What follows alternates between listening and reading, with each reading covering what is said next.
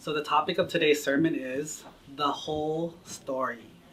So there was a post that was going around on the news about a black man who was being accused of leaving 5 children, all under 8 years old, at home with no one to care for them. That was the story. And when the story came out, everyone was so angry at him, like, what kind of father would do this kind of thing? He shouldn't have 5 kids. You put him in jail. What a horrible, horrible person.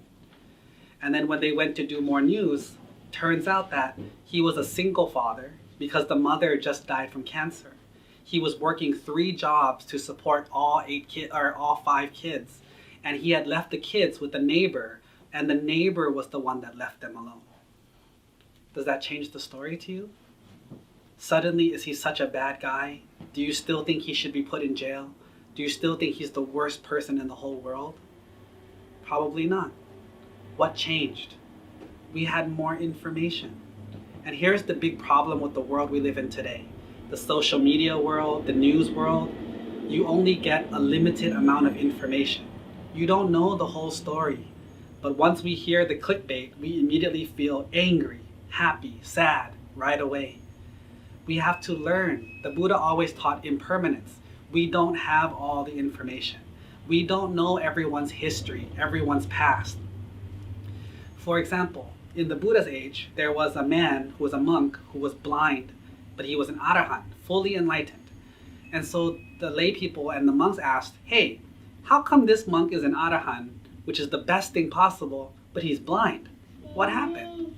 And then they told the story. In a past life, he was a doctor, and he helped someone fix their eyes.